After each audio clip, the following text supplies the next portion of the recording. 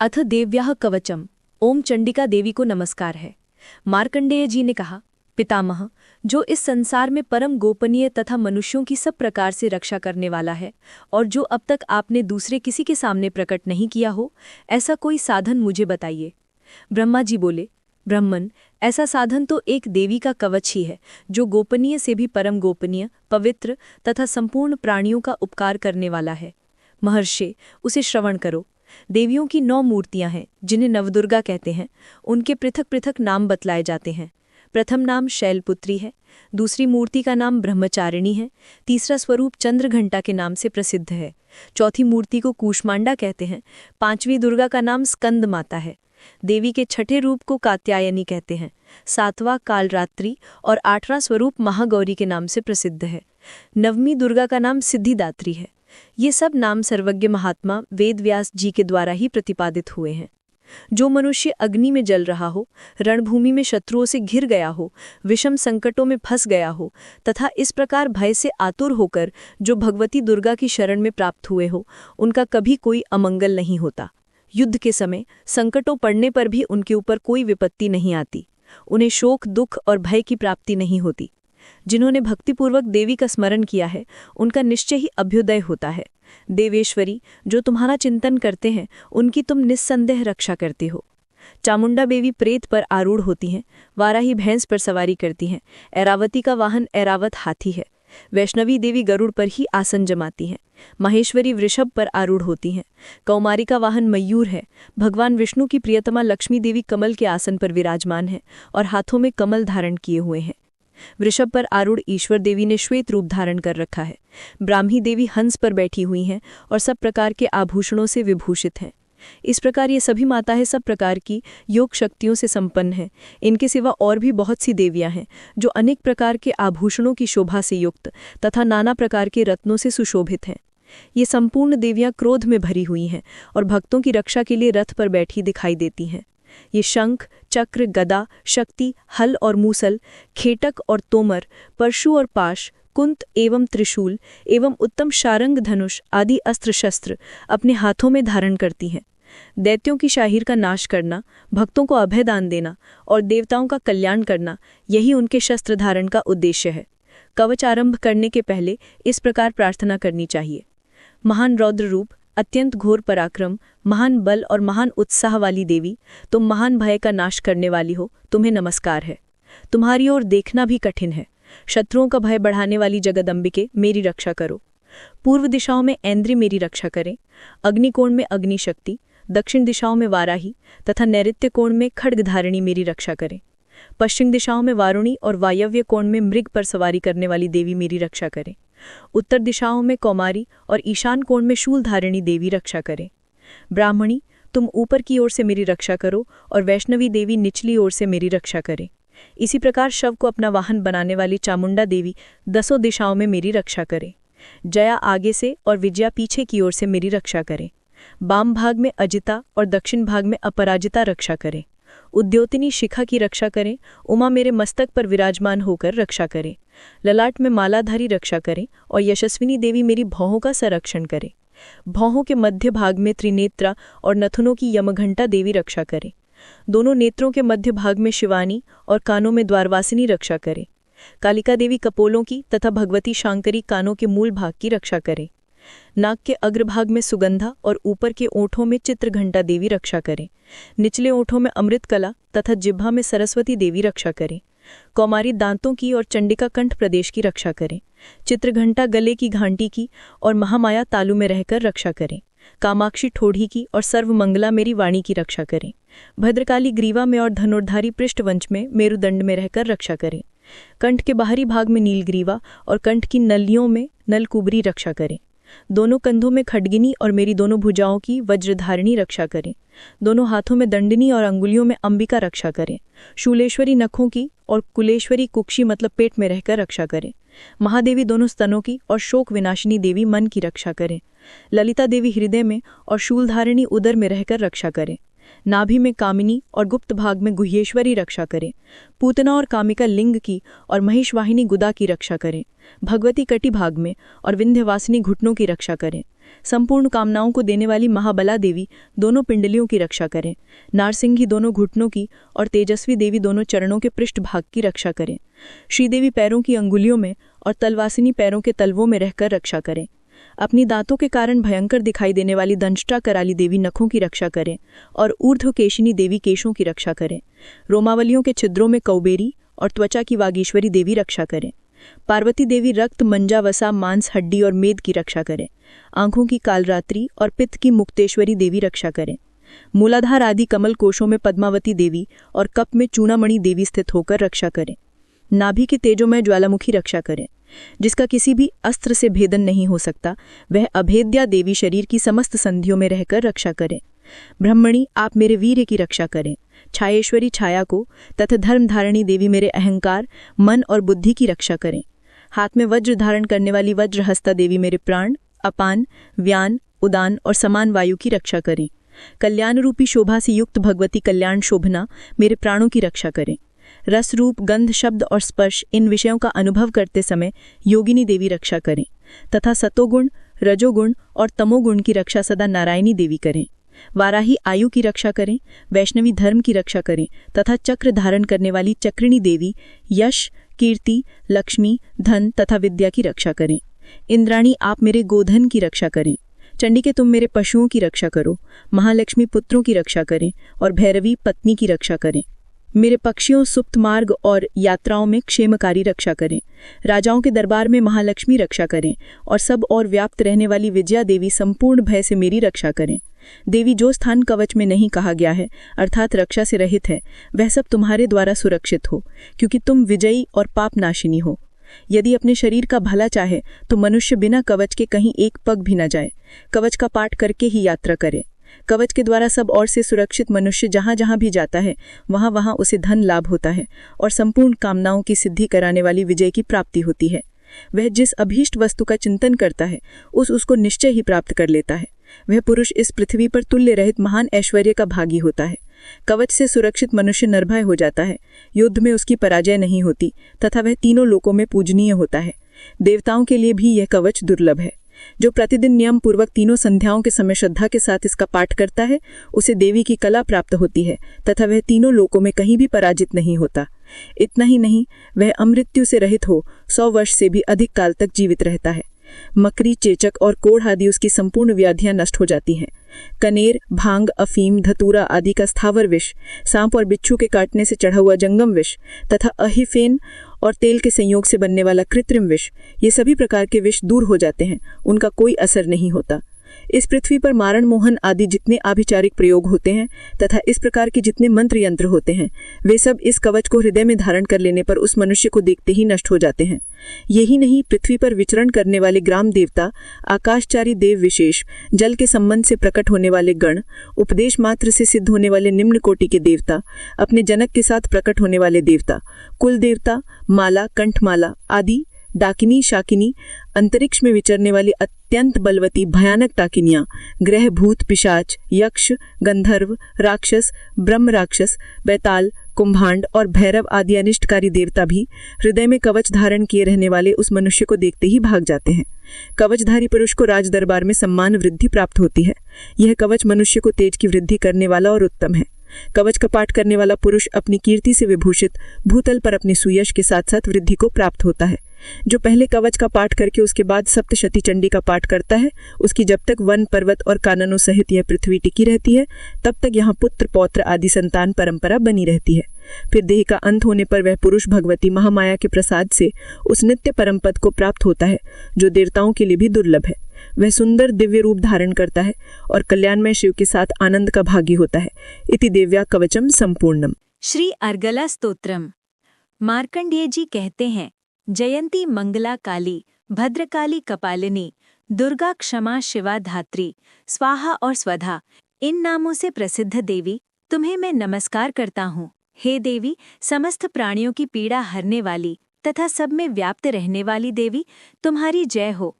कालरात्रि तुम्हें नमस्कार है। मधु और कैटअप को मारने वाली, ब्रह्मा जी को वरदान देने वाली देवी, तुम्हें नमस्कार है। तुम मुझे रूप दो, जय दो, यश दो और काम, क्रोध आदि शत्रुओं का नाश करो। महिषासुर का नाश करने वाली देवी, भक्तों को सुख देने वाली देवी, तुम्हें नमस्कार है। तुम मुझे सुंदर रूपवती दो, विजय दो और मेरे शत्रुओं को नष्ट करो। हे रक्तबीज का वध करने वाली, हे चंडमुंड का विनाश करने वाली देवी, तुम मुझे रूप दो, जय दो, यश दो और काम क्रोध आदि शत्रुओं का नाश करो। हे शुंभ निशुंभ और धूम्रलोचन का मर्दन करने वाली देवी, मुझको स्वरूप दो, विजय दो, यश दो और मेरे शत्रुओं का नाश करो। हे पूजित युगल चरण वाली देवी, हे संपूर्ण सौभाग्य प्रदान करने वाली देवी, तुम रूप दो, जय दो, यश दो और काम क्रोध आदि शत्रुओं का नाश करो। हे देवी, तुम्हारे रूप और चरित्र अमिट है, तुम सब शत्रुओं का नाश करने वाली हो। मुझे रूप, जय, यश दो और काम क्रोध आदि शत्रुओं का नाश करो। पापों को दूर करने वाली चंडिके, इस संसार में जो भक्ति से तुम्हारा पूजन करते हैं, उनको तुम रूप तथा विजय और यश दो तथा उनके शत्रुओं का नाश करो।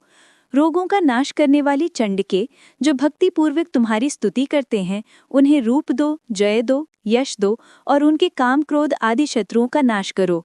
हे चंडिके, इस संसार में जो भक्ति पूर्वक तुम्हारी पूजा करते हैं, उन्हें रूप दो, जय दो, यश दो और उनके काम क्रोध आदि शत्रुओं का नाश करो।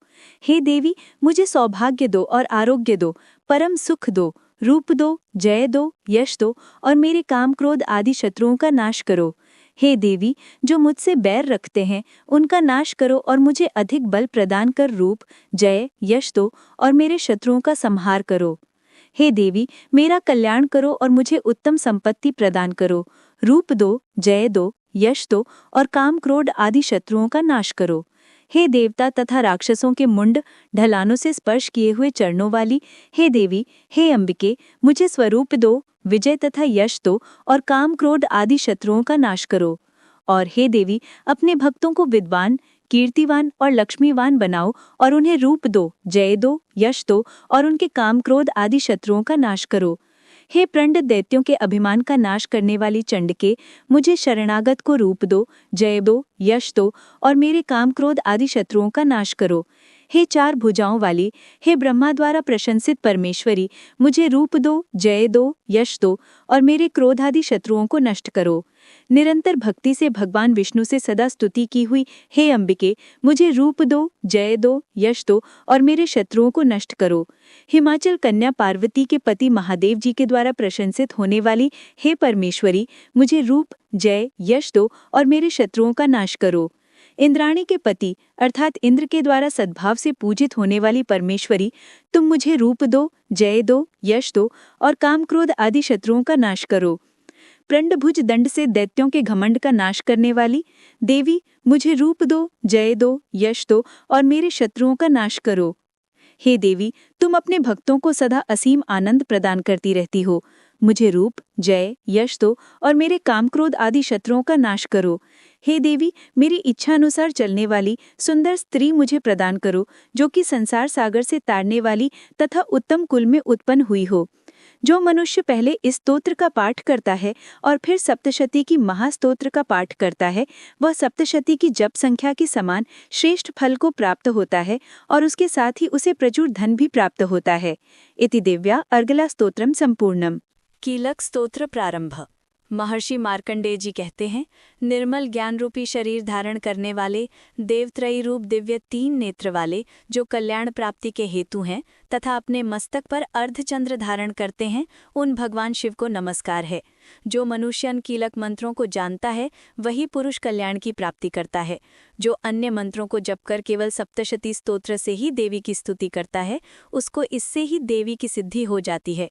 उन्हें अपने कार्य की सिद्धि के लिए दूसरे की साधना करने की आवश्यकता नहीं रहती।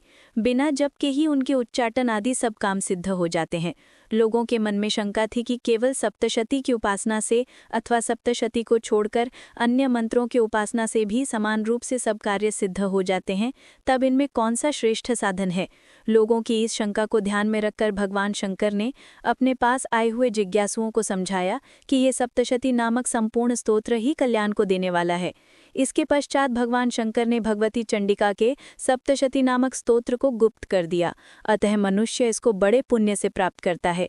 जो मनुष्य कृष्ण पक्ष की चतुर्दशी अथवा अष्टमी को एकाग्रचित होकर देवी को अपना सर्वस्व समर्पित कर देता है और फिर उस प्रसाद रूप में ग्रहण करता है, उस पर दुर्गा प्रसन्न होती है अथवा नहीं होती है। इस प्रकार सिद्धि के प्रतिबंधक रूप कील के द्वारा भगवान शंकर ने इस स्तोत्र को कीलित कर रखा है। जो पुरुष इस सप्तशती को निष्कीलन करके नित्य पाठ करता है वह सिद्ध हो जाता है, वही देवी का पार्षद होता है और वही गांधर्व भी होता है। सर्वदा विचरते रहने पर भी उस मनुष्य को इस संसार में कोई कष्ट नहीं होता, वह अब मृत्यु के वश में नहीं पड़ता तथा देह त्यागने के अनंतर मोक्ष प्राप्त कर लेता है। किंतु इस कीलक की विधि को जानकार ही सप्तशती का पाठ करना चाहिए। जो ऐसा नहीं करता वह नष्ट हो जाता है।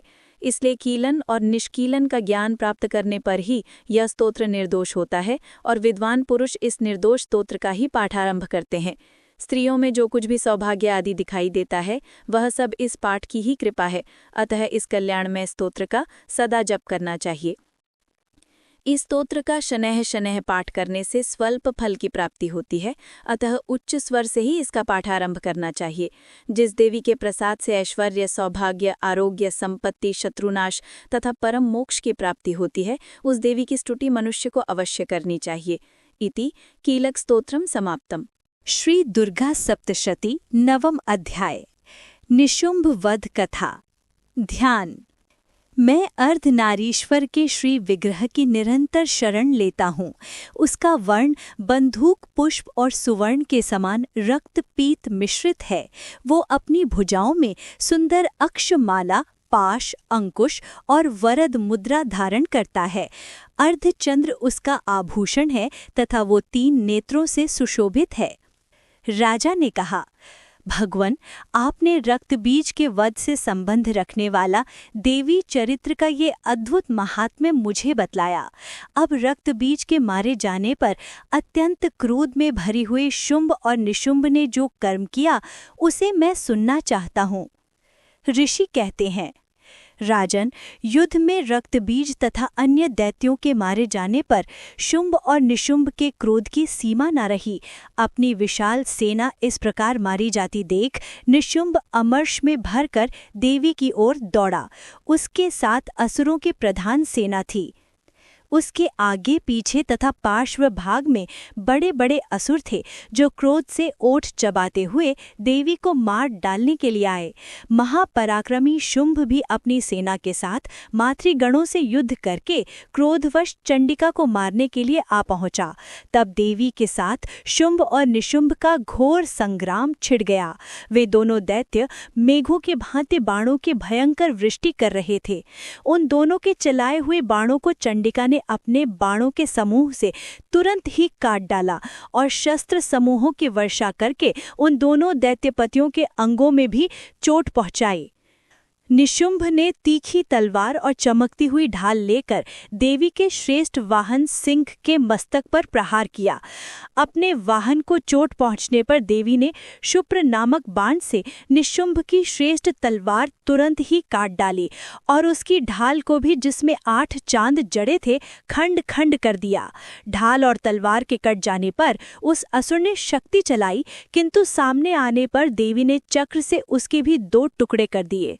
अब तो निशुंभ क्रोध में जल उठा और उस दानव ने देवी को मारने के लिए शूल उठाया, किंतु देवी ने समीप आने पर उसे भी मुक्के से मारकर चूर्ण कर दिया।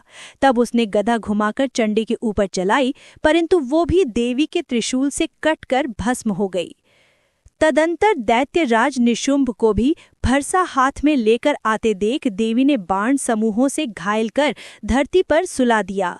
उस भयंकर पराक्रमी भाई निशुंभ के धराशायी हो जाने पर शुंभ को बड़ा क्रोध आया और अंबिका का वध करने के लिए वो आगे बढ़ा।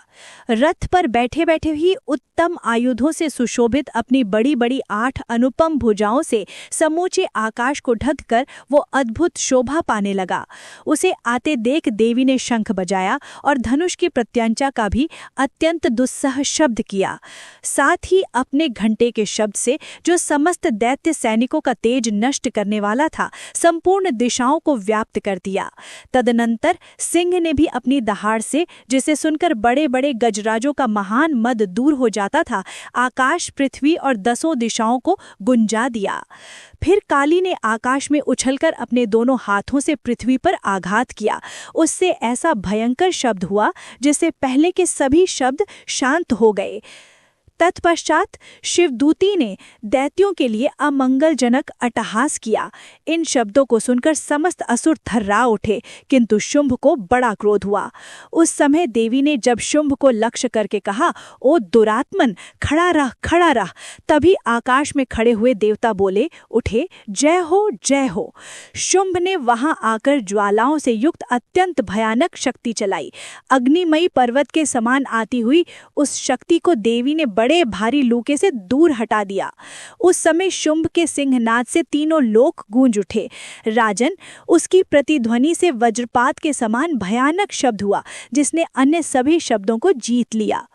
शुंभ के चलाए हुए बाणों के देवी ने और देवी के चलाए हुए बाणों के शुंभ ने अपने भयंकर बाणों द्वारा सैकड़ों और हजारों टुकड़े कर दिए। तब क्रोध में भरी हुई चंडिका ने शुंभ को शूल से मारा। उसके आघात से मूर्छित होकर वह पृथ्वी पर गिर पड़ा।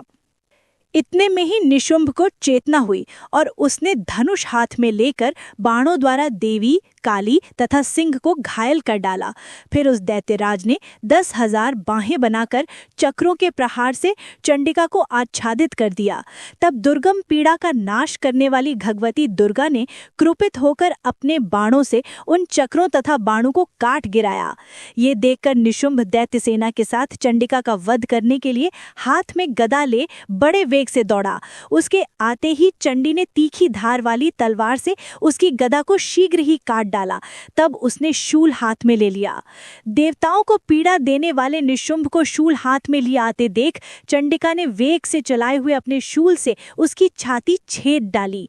शूल से विदीर्ण हो जाने पर उसकी छाती से एक दूसरा महाबली एवं महापराक्रमी पुरुष खड़ी रह कहता हुआ निकला। उसकी बात सुनकर देवी ने ठठहाकर हंस पड़ी और खड्ग से उन्होंने उसका मस्तक काट डाला। फिर तो वो पृथ्वी पर गिर पड़ा। तदंतर सिंह अपनी दाढ़ों से असुरों की गर्दन कुचलकर खाने लगा। ये बड़ा भयंकर दृश्य था। उधर काली तथा शिवदूती ने भी अन्यान्य दैत्यों का भक्षण आरंभ कर दिया। कौमारी की शक्ति से विदीर्ण होकर कितने ही महादैत्य नष्ट हो गए। ब्रह्माणी के मंत्रपूत जल से निस्तेज होकर कितने ही भाग खड़े हुए। कितने ही दैत्य माहेश्वरी के त्रिशूल से छिन्न भिन्न हो धराशायी हो गए। वैष्णवी के चक्र से दानवों के टुकड़े टुकड़े हो गए। ऐन्द्री के हाथ से छूटे हुए वज्र से भी कितने ही प्राणों से हाथ धो बैठे। कुछ असुर नष्ट हो गए, कुछ उस महायुद्ध से भाग गए तथा कितने ही काली, शिवदूती तथा सिंह के ग्रास बन गए। इस प्रकार श्री मार्कंडेय पुराण में सावर्णिक मनवंतर की कथा के अंतर्गत देवी महात्म्य में निशुंभ वध नामक 9वां अध्याय पूरा हुआ। श्री दुर्गा सप्तशती 10वां अध्याय। शुंभ निशुंभ वध। ध्यान। मैं मस्तक पर अर्धचंद्र धारण करने वाली शिव शक्ति स्वरूपा भगवती कामेश्वरी का हृदय में चिंतन करता हूँ। वे तपाए हुए सुवर्ण के समान सुंदर हैं। सूर्य, चंद्रमा और अग्नि, यही 3 उनके नेत्र हैं तथा वे अपने मनोहर हाथों में धनुष बाण, अंकुश, पाश और शूल धारण किए हुए हैं। ऋषि कहते हैं, राजन, अपने प्राणों के समान प्यारे भाई निशुंभ को मारा गया देख तथा सारी सेना का संहार होता जान शुंभ ने कुपित होकर कहा, दुष्ट दुर्गे, तू बल के अभिमान में आकर झूठ मूठ का घमंड न दिखा। तू बड़ी मानिनी बनी हुई है, किंतु दूसरी स्त्रियों के बल का सहारा लेकर लड़ती है। देवी बोली, ओ दुष्ट, मैं अकेली ही हूँ। इस संसार में मेरे सिवा दूसरी कौन है? देख, ये मेरी ही विभूतियां हैं, अतः मुझी में प्रवेश कर रही हैं। तदंतर ब्रह्माणी आदि समस्त देवियां अंबिका देवी के शरीर में लीन हो गई। उस समय केवल अंबिका देवी ही रह गई। देवी बोली, मैं अपनी ऐश्वर्य शक्ति से अनेक रूपों में यहाँ उपस्थित हुई थी। उन सब रूपों को मैंने समेट लिया। अब अकेली ही युद्ध में खड़ी हूँ, तुम भी स्थिर हो जाओ। ऋषि कहते हैं, तदंतर देवी और शुंभ दोनों में सब देवताओं तथा दानवों के देखते देखते भयंकर युद्ध छिड़ गया। बाणों की वर्षा तथा तीखे शस्त्रों एवं दारुण अस्त्रों के प्रहार कारण उन दोनों का युद्ध सब लोगों के लिए बड़ा भयानक प्रतीत हुआ। उस समय अंबिका देवी ने जो सैकड़ों दिव्य अस्त्र छोड़े, उन्हें दैत्यराज शुंभ ने उनके निवारक अस्त्रों द्वारा काट डाला। इसी प्रकार शुंभ ने भी जो दिव्य अस्त्र चलाए, उन्हें परमेश्वरी ने भयंकर हुंकार शब्द के उच्चारण आदि द्वारा खिलवाड़ में ही नष्ट कर डाला। तब उस असुर ने सैकड़ों बाणों से देवी को आच्छादित कर दिया।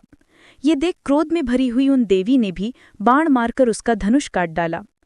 धनुष कट जाने पर फिर दैत्यराज शुंभ ने शक्ति हाथ में ली, किंतु देवी ने चक्र से उसके हाथ की शक्ति को भी काट गिराया।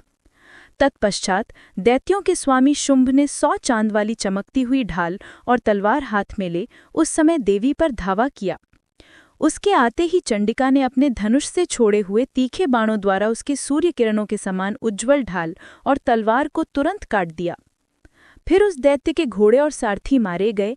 धनुष तो पहले ही कट चुका था, अब उसने अंबिका को मारने के लिए उद्यत होकर भयंकर मुद्गर हाथ में लिया। उसे देख देवी ने अपने तीक्ष्ण बाणों से उसका मुद्गर भी काट डाला। तिस पर भी वह असुर मुक्का तानकर बड़े वेग से देवी की ओर झपटा। उस दैत्यराज ने देवी की छाती में मुक्का मारा, तब उन देवी ने भी उसकी छाती में एक चांटा जड़ दिया। देवी का थप्पड़ खाकर दैत्यराज पृथ्वी पर गिर पड़ा, किंतु पुनः सहसा पूर्ववत उठकर खड़ा हो गया।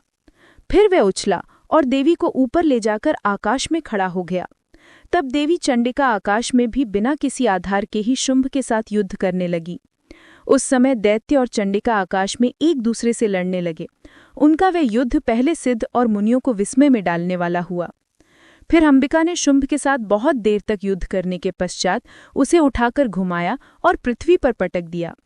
पटके जाने पर पृथ्वी पर आने के बाद वह दुष्टात्मा दैत्य पुनः चंडिका का वध करने के लिए उनकी ओर बड़े वेग से दौड़ा। तब समस्त दैत्यों के राजा शुंभ को अपनी ओर आते देख देवी ने त्रिशूल से उसकी छाती छेदकर उसे पृथ्वी पर गिरा दिया। देवी के शूल की धार से घायल होने पर उसके प्राण पखेरु उड़ गए और वह समुद्रों, द्वीपों और पर्वतों सहित समूची पृथ्वी को कंपाता हुआ भूमि पर गिर पड़ा। तदंतर उस दुरात्मा के मारे जाने पर संपूर्ण जगत प्रसन्न एवं पूर्ण स्वस्थ हो गया तथा आकाश स्वच्छ दिखाई देने लगा। पहले जो उत्पात सूचक मेघ और उल्कापात होते थे वे सब शांत हो गए तथा उस दैत्य के मारे जाने पर नदियां भी ठीक मार्ग से बहने लगी। उस समय शुंभ की मृत्यु के बाद संपूर्ण देवताओं का हृदय हर्ष से भर गया और गंधर्वगण मधुर गीत गाने लगे। दूसरे गंधर्व बाजे बजाने लगे और अप्सराएं नाचने लगी। पवित्र वायु बहने लगी।